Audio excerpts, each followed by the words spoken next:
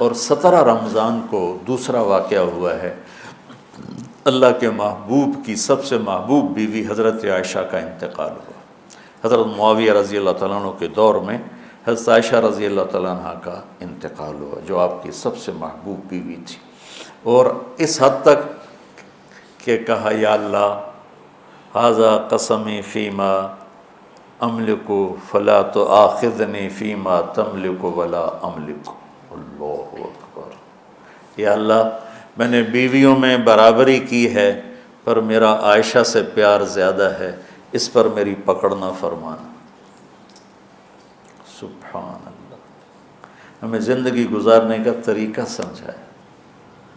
چونکہ حضرت عائشہ چھوٹی تھیں تو ان سے دوڑ لگا رہے ہیں۔ حضرت ام سلمہ کے ساتھ دوڑ نہیں لگائی، حضرت سودا کے ساتھ دوڑ نہیں لگائی، جویریہ کے ساتھ، صفیہ کے ساتھ، ام حبیبہ کے ساتھ، زینب کے ساتھ دوڑ نہیں چکی۔ ان کو لاڈ کروائے، لاڈ، چھوٹی عمر کی رعایت کی، لاڈ کروائے۔ او عائشہ دوڑ لگائیں۔ یہ حضرت عائشہ نے نہیں کہا دوڑ لگائیں، اللہ کے نبی نے کہا عائشہ او دوڑ لگائیں۔ اور ایک دفعہ نہیں، 2 دفعہ سوڈانی مسجد میں تماشا کر رہے تھے، او عائشہ تمہیں تماشا دکھاؤں۔ اور دوبارہ حبشی آئے تو پھر اماں جی نے کہا کہ میں دیکھنا چاہتا ہوں۔ اتنی دیر دیکھا کہ اللہ کے نبی تھک گئے، کھڑے ہو تھک گئے، وہ ایسے پاؤں پر زور ڈال کر پاؤں بدل رہے تھے۔ آٹا گوندھ کے دیتے تھے شروع میں، جو کہ حضرت عائشہ کو آٹا گوندنا نہیں آتا تھا، پھر پاس بیٹھ کر 1-2 نوالے منہ میں ڈال دیتے تھے۔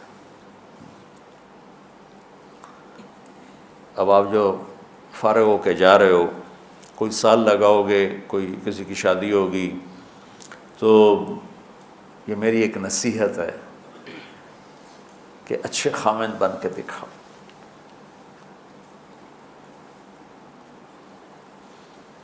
اور اچھا خامند وہ ہوتا ہے جو اچھے اخلاق والا ہے۔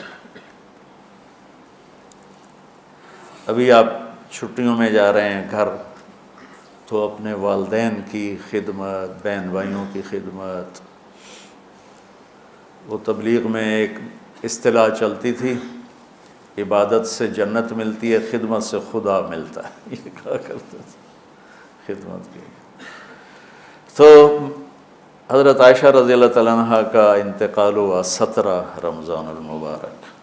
اللہ کے محبوب کی سب سے محبوب بیوی، پہلی اور آخری خاتون جن کے سینے پر سر رکھے ہوئے کسی نبی نے جان دی، وہ وہی نبیوں کے سردار۔ مات فی سحری و نحری، کا یہاں میرے نبی کا سر تھا، اور آپ ان کو آسرا دے کے اس طرح بیٹھی ہوئی تھی، اور آپ تھوڑا سا یوں نیم دراز تھے اس حالت، اور یہاں سر رکھے ہوئے حضرت عائشہ کے سینے پر نبی نے جان دی، یہ کائنات کی واحد خاتون ہے جس کے سینے پر سر رکھے ہوئے نبی نے جان دی۔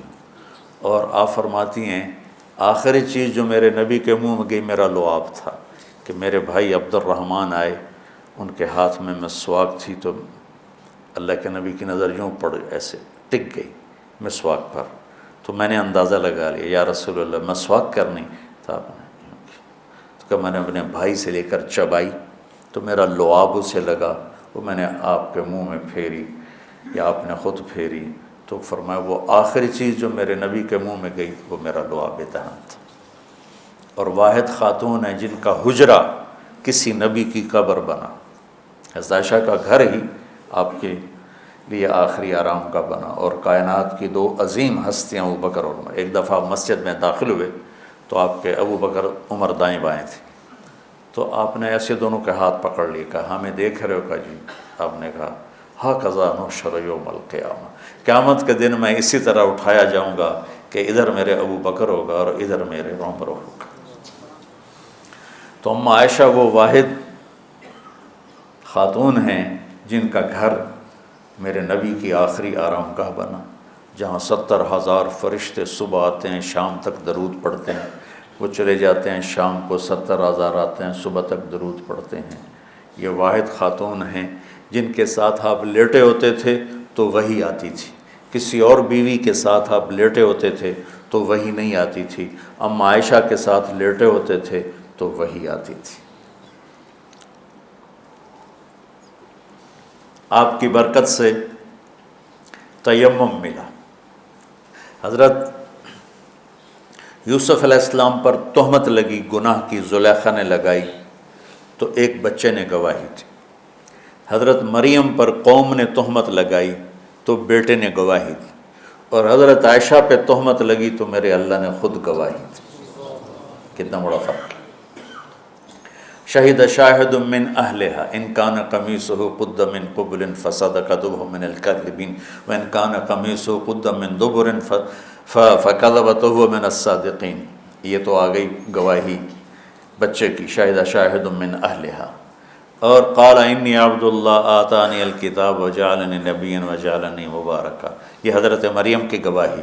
اور حضرت عائشہ کی ان الذین جاؤوا بالعفک عصبۃ منکم لا تحسبوا شر لکم بل هو خیر لکم لکل امرئ منہم ما اکتسب من الاثم والذی تولی کبرہ فلہ عذاب عظیم۔ اللہ تعالیٰ، علامہ زمخشری اپنی تفسیر میں فرماتے ہیں کہ پورے قرآن میں اللہ کہیں اتنا غضبناک ہو کر نہیں بولا جتنا ان آیات میں غضبناک ہو کے بولا ہے، جس میں اما عائشہ کی پاک دامنی کو اللہ نے بیان کی۔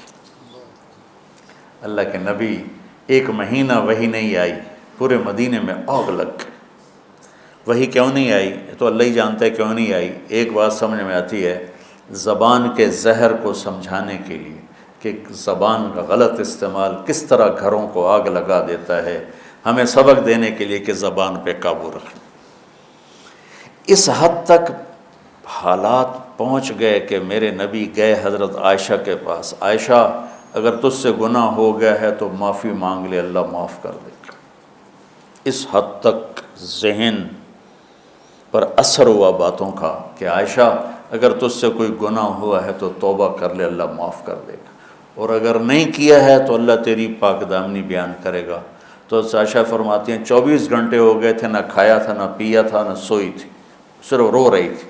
تو ایک دم میرے آنسو خشک ہوئے، میں اٹھ کے بیٹھ گئی۔ میں نے کہا ابا جان میری صفائی پیش کرو۔ ابو بکر وہ ایسے کانپ رہے تھے کہ بیٹی میں تو کچھ نہیں کہہ سکتا۔ اماں جان ام رما میری صفائی پیش کرو۔ وہ بھی کہنے لگے بیٹی میں تو کچھ نہیں کہہ سکتا۔